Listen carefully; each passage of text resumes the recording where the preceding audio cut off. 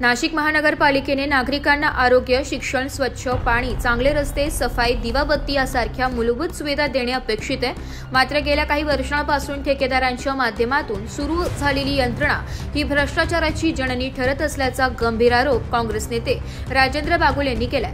त्यांनी स्पष्टपणे सांगितले की सफाई ठेका हे महानगरपालिकेतील सर्वात मोठं घोटाळ्याचं केंद्रबिंदू बनलंय।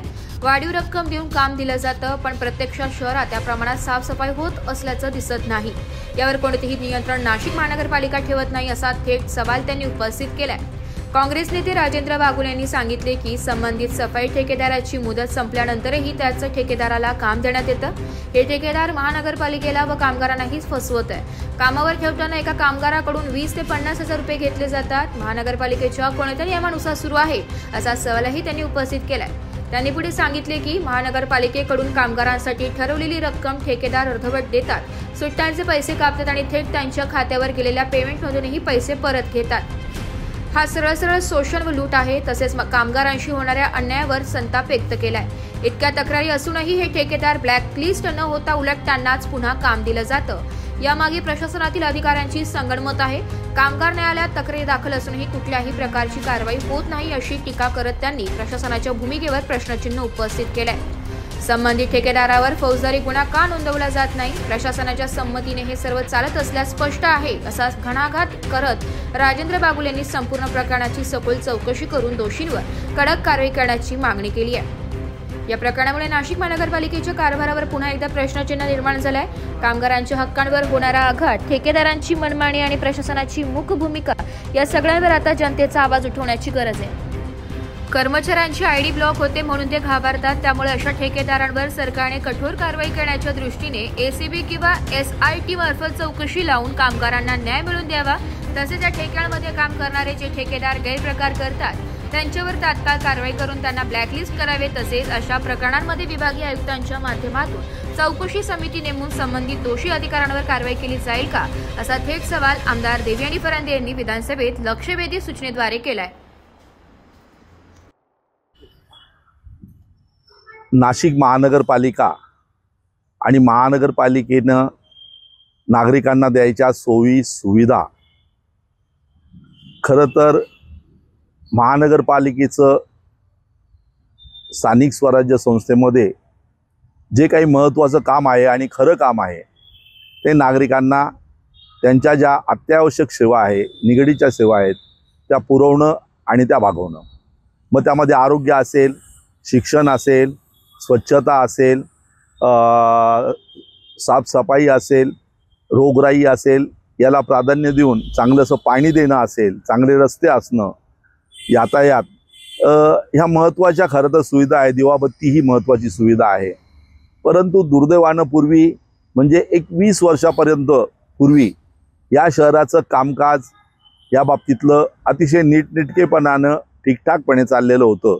तथापि जसा ठेकेदाराचा शिरकाव या महानगरपालिकेमध्ये झाला आणि त्या पद्धतीनं ठेकेदार, महानगरपालिकेचे अधिकारी आणि पुढारी यांच्या संयुक्त विद्यमानानं या महानगरपालिकेची लूट केली जाते आहे असं म्हटलं तर वावगं ठरणार नाही।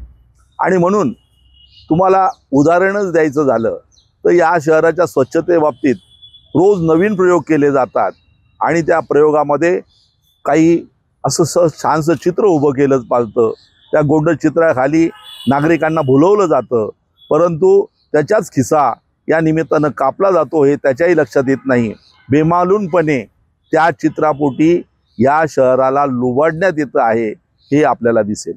मित्रांनो, मी महापालिकेमध्ये सभासद असताना 20 वर्षापूर्वी आम्ही या शहराचा जो केर कचरा होता ते फक्त आमच्या महानगरपालिकेचे कर्मचारी आणि 2 ठेकेदार ते कचरा उचलण्याचं काम करत असत आणि त्यावेळेस 9 ते 10 कोटी रुपये खर्च येत होते असं मला चांगलं आठवतं। आपण त्यानंतर जो ठेकेदाराने याच्यात शिरकाव केला आणि त्याच्यानंतर हा पहिल्यांदा जो ठेका गेला तो 37 कोटी रुपयाचा होता। त्यानंतर त्या ठेकेदाराची कालांतरानं दुसऱ्या करार संपल्यानंतर त्याला 67 कोटी रुपयाचा हा ठेका देण्यात आला। हा कचरा उचलण्याचा, साफसफाईचा, स्वच्छतेचा हा ठेका आहे। आणि याच्यानंतर त्याच्यामध्ये वाढ झाली आणि नंतर तो 72 कोटी रुपयाचा झाला। आणि मला अतिशय लाज वाटते बोलायला आणि ऐकायला आणि सांगायला सुद्धा, आज त्या ठेका 267 कोटी रुपयाला दिला जातोय।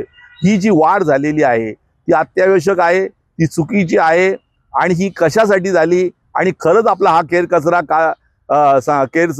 साफसफाई त्या पद्धतीनं होतोय का, याच्यावर नियंत्रण महानगरपालिकेचं आहे का, असे अनेकसे प्रश्न या निमित्तानं उभे राहतात आणि हे प्रश्न विचारले जात नाही। हे प्रश्न विचारायला कोणी लोकप्रतिनिधी धजावत नाही आणि या प्रश्नांची उत्तरं महानगरपालिका प्रशासन किंवा ठेकेदाराकडनं मिळत नाही, किंबहुना अंधाधुंद असा कारभार या महानगरपालिकेचा या निमित्ताने उघडकीस होतोय। 2 वर्ष झाले या ठेकेदाराची मुदत संपू नये, परत त्याच ठेकेदाराला मुदतवाढ देऊन त्याच्याकडनंच काम करून घेतलं जात आहे। बेमालूनपणे हा ठेकेदार जो कोणी असेल, हे ठेकेदार महापालिकेला तर फसवत आहेत, परंतु कामगारांना सुद्धा फसवत आहेत। या महापालिकेमध्ये ठेकेदाराकडे असलेले जे कामगार आहेत त्यांच्याकडनं कामाला लागतानाच 20,000 ते 50,000पर्यंतच्या रकमा घेतल्या जातात आणि मग या रकमा घेतल्या गेल्यानंतर त्यांना काही कारणानं काढलं किंवा बाजूलाही केलं तर हे पैसे मिळत नाही। किंबहुना असं महानगरपालिकेच्या नियमात आहे का, महापालिकेच्या ॲग्रीमेंटमध्ये आहे का की कामाला लागताना काही पैसे द्यायचे आहेत म्हणून? पण तसं काही नाही आहे।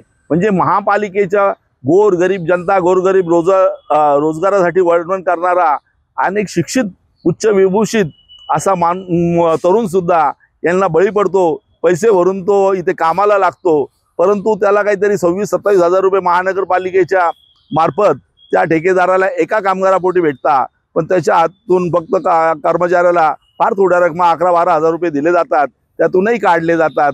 4 सुट्ट्या असतात, त्या सुट्ट्यांचे पैसे सुद्धा कापले जातात आणि अशा पद्धतीने बेमालूनपणे त्या तरुणाची फसवणूक होते।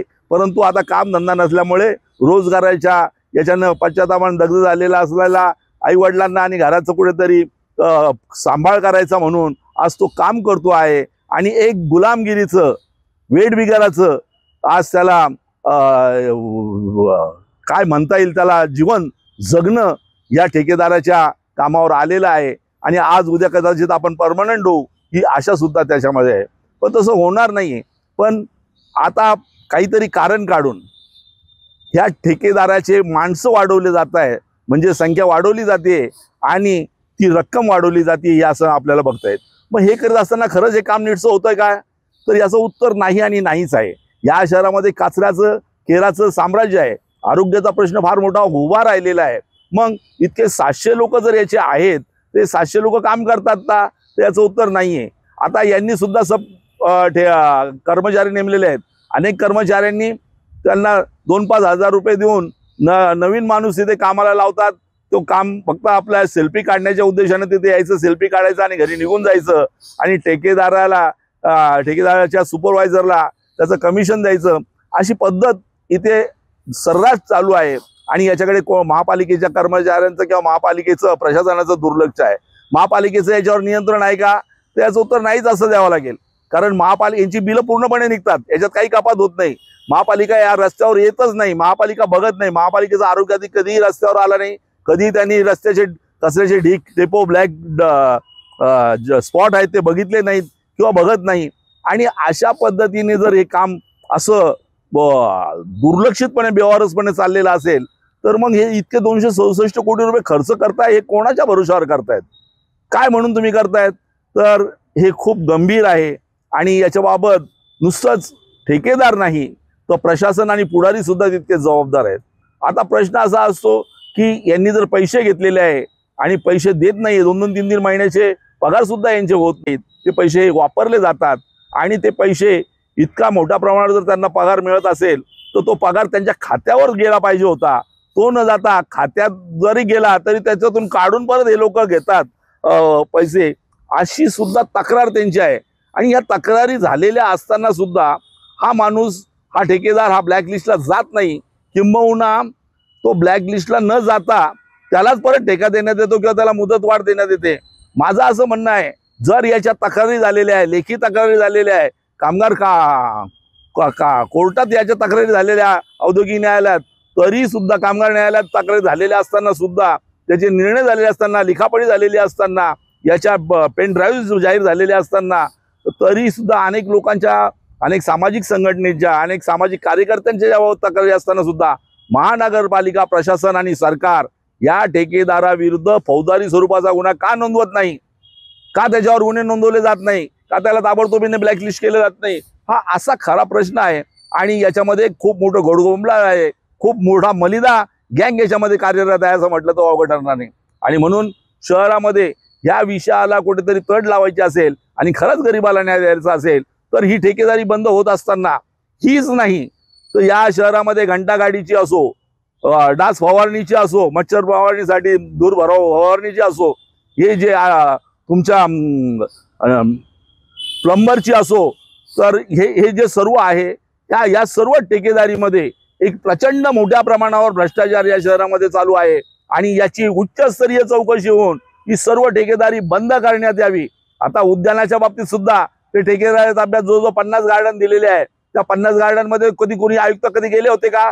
कोणी महापालिकेच्या प्रशासनाचा जबाबदार अधिकारी गेला होता का? सिटी इंजिनियर गेला होता का? का म्हणून तुम्ही कोट्यवधी रुपयाची तिथे देखभाल दुरुस्तीसाठी पैसे खर्च करताय, पण त्या उद्यानाची स्थिती अतिशय भयानक आणि भयानक आहे. फक्त बिलिंग करून पैसे काढणे हाच उद्योग या महानगरपालिकेमध्ये चाललेला आहे आणि तो अतिशय या शहराला परवडणारा नाही. म्हणून ही सोन्याची कोंबडी अंडे खाऊन राहिले पण कोंबडी मारून टाकू नका, ही परिस्थिती असं म्हणावं लागेल. आणि म्हणून आज मी या निमित्तानं प्रशासनाला सांगू इच्छितो की या शहरामध्ये चाललेल्या ठेकेदारांचा धुमाकूळ प्रशासनाच्या अधिकाराच्या आणि सहमतीनेच चाललेला आहे आणि म्हणून तो थांबवावा आणि ठेकेदार मुक्त हे शहर करावं.